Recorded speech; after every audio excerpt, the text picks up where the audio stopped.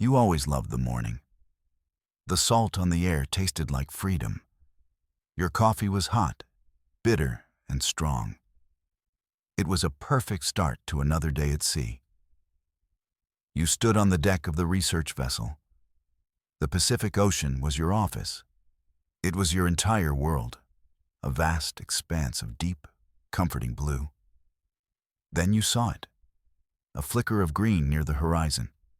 You lowered your mug, thinking it was just the sun, maybe a strange reflection off the waves. But the shimmer grew. It was not a reflection. It pulsed with a soft, unnatural light. It felt like the whole ocean was holding its breath. The silence was suddenly heavy. The water felt thick, ancient. The gentle rocking of the boat seemed to stop.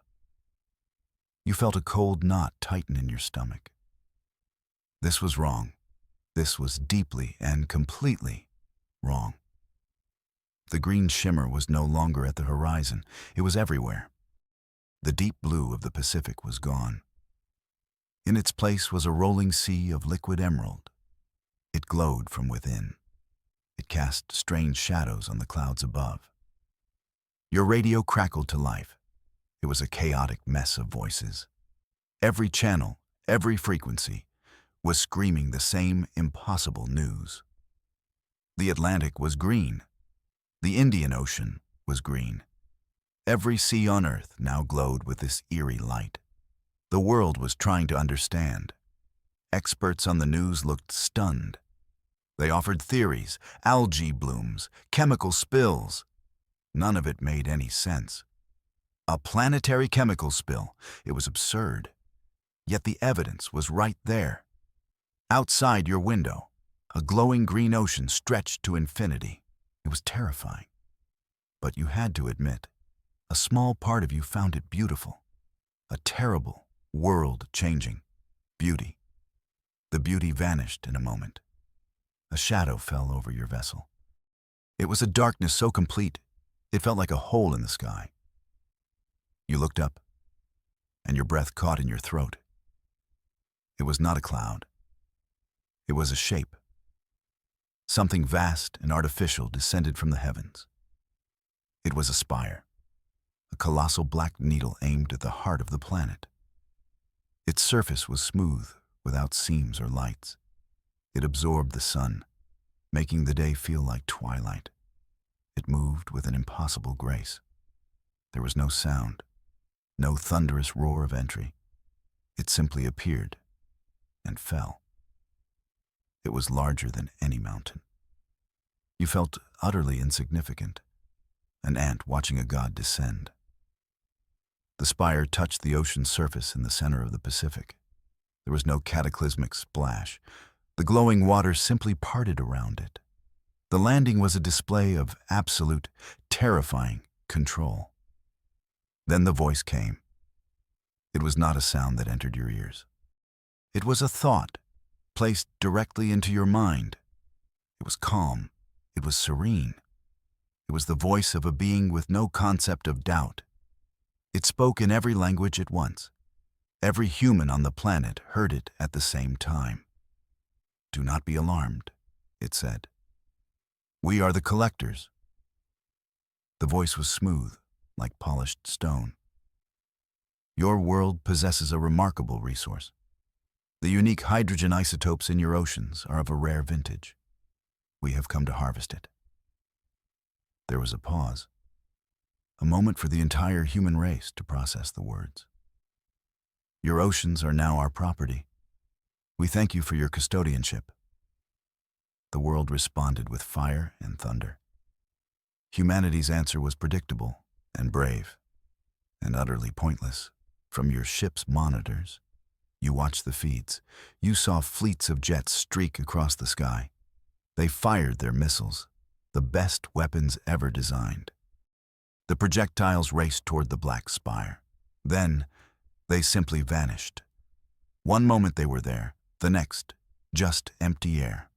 No explosion, no flash, nothing. Naval destroyers gathered, their decks bristling with guns. They fired their massive shells in great arcs. The shells flew true, crossing miles of ocean in seconds. They got within 100 meters of the spire, and then they were gone. Swallowed by an invisible field, humanity threw its greatest strengths at the alien structure. And its strength meant less than nothing. It was like throwing pebbles at the moon. The spire did not even seem to notice. The spire began to hum. It was a low frequency that vibrated through the hull of your ship. It resonated in your teeth, in your bones. A new light appeared at its base, a ring of the same emerald green as the ocean. It was a vast energy siphon, and it was activating. The water around your vessel began to move, not in waves or currents. It simply started to go down. You rushed to the side of the ship. The waterline, usually so constant, was visibly dropping. You could see feet of wet hull that were underwater moments ago.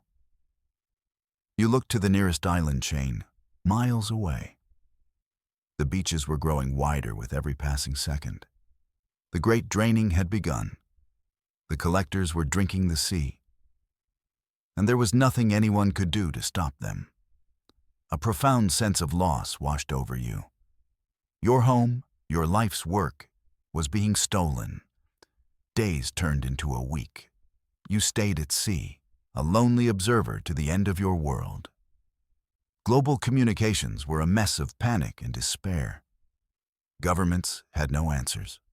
The military was silent, beaten without a fight. The spire continued its work, relentless and efficient. The oceans were receding at a horrifying rate. You watched it all happen, feeling a deep, impotent rage. But you were a scientist, and scientists observe. They take data. It was all you had left to do. You powered up your old deep-sea sensor array. It was your pet project, something you built to listen for strange geologic events. It mapped deep ocean resonance patterns. No one had ever funded it properly. They said it was a solution looking for a problem. Well, you thought, the problem has certainly arrived. You focused the sensors not on the spire, but on the siphon, on the energy vortex itself. The screen filled with noise, a chaotic waterfall of data from the draining water. But underneath it, there was something else. You filtered out the background chaos, and there it was. A signal, a tiny, almost imperceptible pattern inside the siphon's hum. It was a harmonic frequency, a rhythmic pulse that was slightly out of sync with the main energy flow. It was a flaw, a tiny, achingly beautiful flaw in their perfect machine. You stared at the screen, your heart pounding. It was impossible. It had to be a ghost in the machine, a glitch in your own equipment. You ran diagnostics for hours. You recalibrated everything. The signal remained. It was real, a vulnerability, a whisper of a chance. You had found a crack in the armor of a god. The question was, what could a single human do with it? You sent the data. You broadcast it on every channel you could access. You attached every bit of your research, every chart, every note. You didn't know if anyone was listening. You thought it would vanish into the void, like the missiles. For 2 days, silence.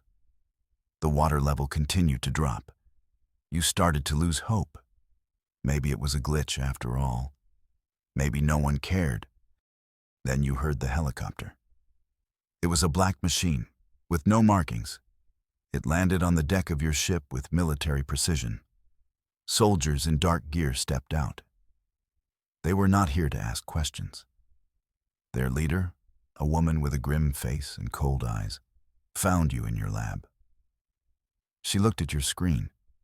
She looked at you. "You need to come with us," she said. It was not a request. You were flown to a place that did not exist on any map. A bunker buried deep inside a mountain. The air was cold and recycled.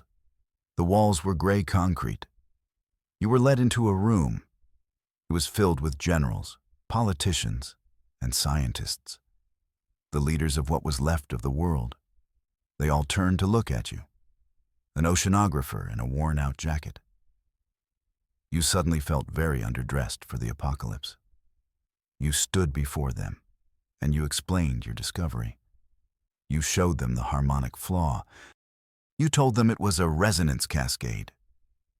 Their machine was vibrating itself apart, but very slowly. You proposed a theory. If you could amplify that specific frequency, if you could broadcast it back into the siphon, you could speed up the process.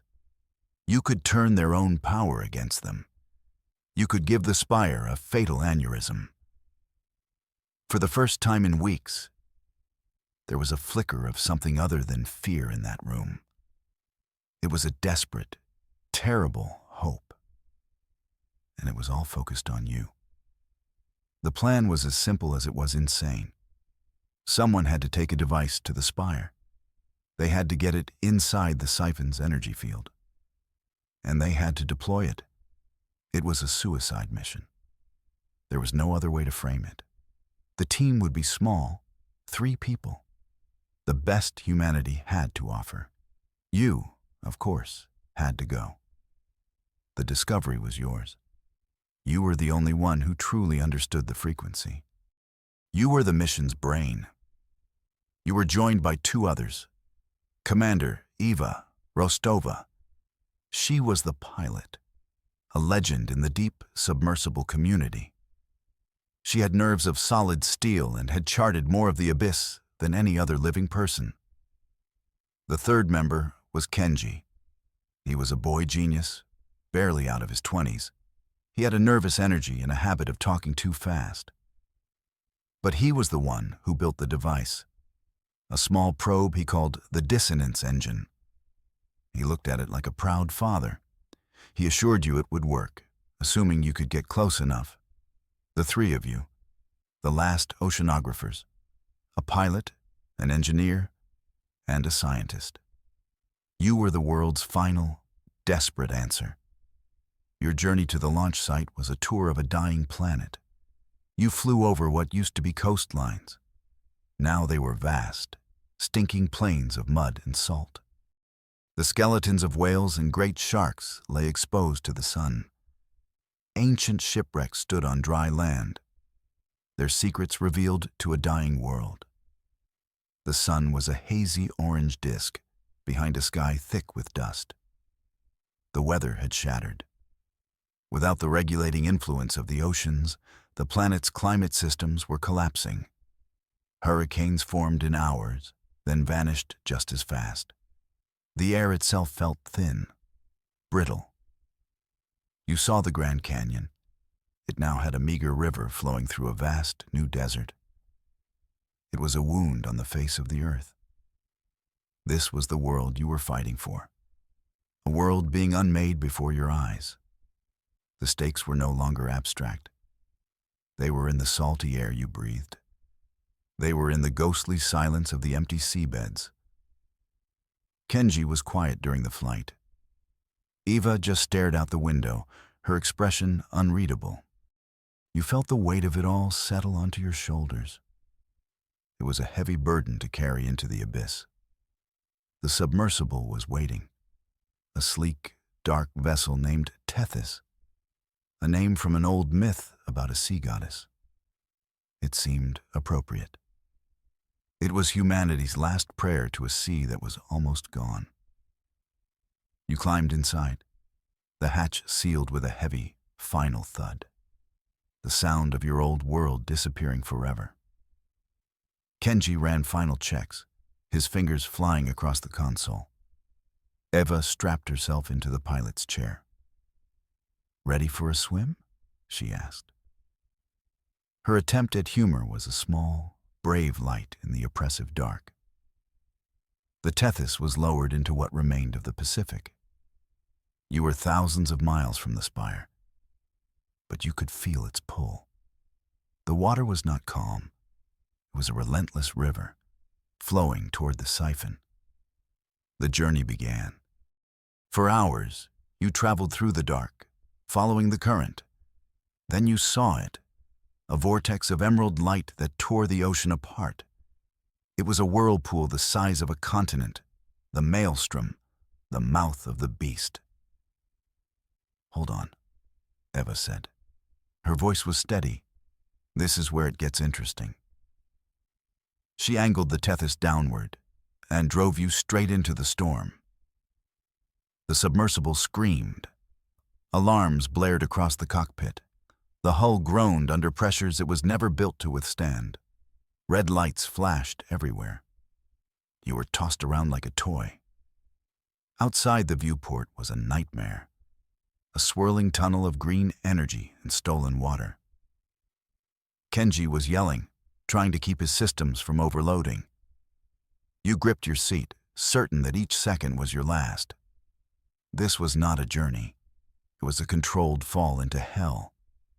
And it was a one-way ticket. You survived the descent. Eva was a master. She fought the currents, using their own energy to guide the Tethys deeper.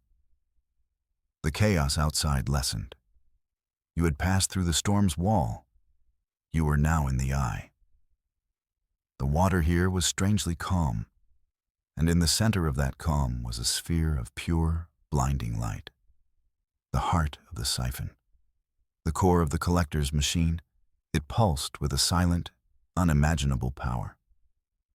"That's our target," you said, your voice hoarse. "Kenji, is the engine ready?" He gave a shaky thumbs up. His face was pale, but his eyes were focused. "She's ready to sing her song," he whispered. The dissonance engine was housed in a small probe at the front of the sub. You had one chance to launch it. If you missed, or if the core's energy field destroyed it, it was over. "Take us in as close as you can, Eva," you commanded. She nodded, her hands moving deftly over the controls. The Tethys crept forward. The light from the core grew brighter, filling the cockpit. The temperature inside started to rise. The hum of the siphon was deafening now, even through the hull. "This is as far as we go," Eva said. "The hull is starting to buckle." You looked at the core, a star of green fire. "Launch the probe, Kenji." He looked at you, a silent question in his eyes. You nodded. "Do it." He pressed the launch button. A small dark shape shot from the front of the Tethys. It flew straight and true, a tiny spear of defiance aimed at the heart of a titan. The probe hit the core. For a second, nothing happened. Your heart sank. Failure. It was all for nothing. Then, the hum changed. The pure, steady frequency of the siphon began to waver. It sputtered, then shifted into a high-pitched shriek. The dissonance engine was working. It was singing its terrible song into the machine's heart. On your monitor, you had a live feed of the spire, thousands of miles away. It reacted instantly. The smooth black surface cracked. Lines of violent red energy raced across it, like lightning in a dark cloud. The emerald light of the siphon around you began to flicker.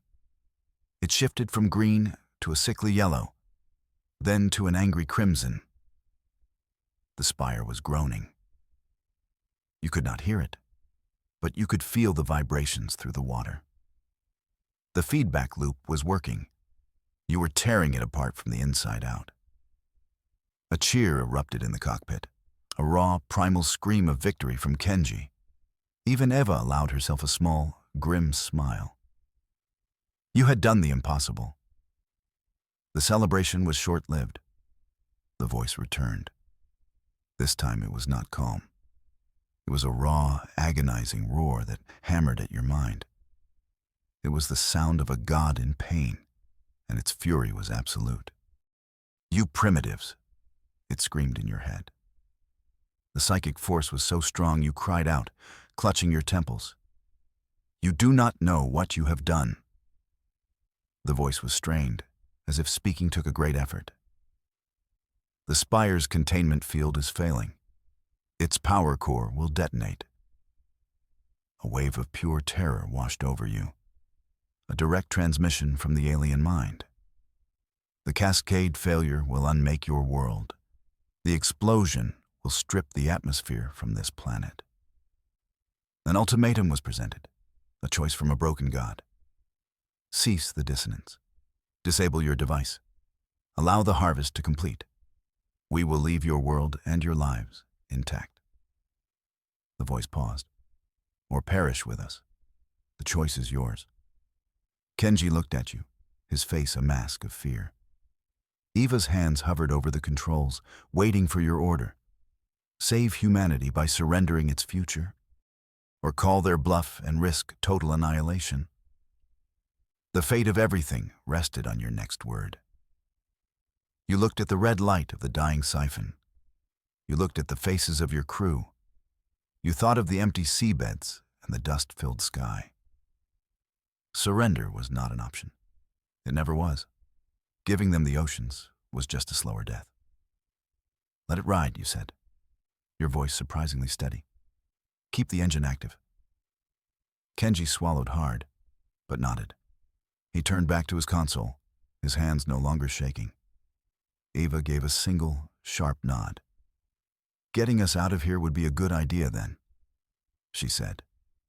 She began to wrestle the Tethys away from the unstable core.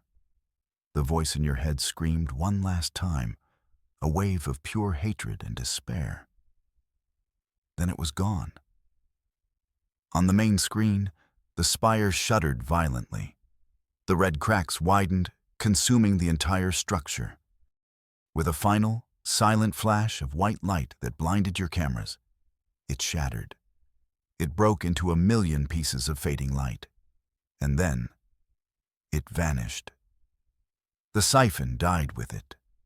The maelstrom collapsed. The violent currents were gone. Your submersible, the Tethys, floated in a suddenly calm and profoundly dark ocean. There was only the sound of your own breathing. The three of you sat in silence, waiting. Had you won? Had you doomed everyone? The minutes stretched into an eternity. Then, a sound. A single soft ping on the sonar. Then another, and another. It was not a threat. It was something gentle. You switched to the surface camera. The view was dark.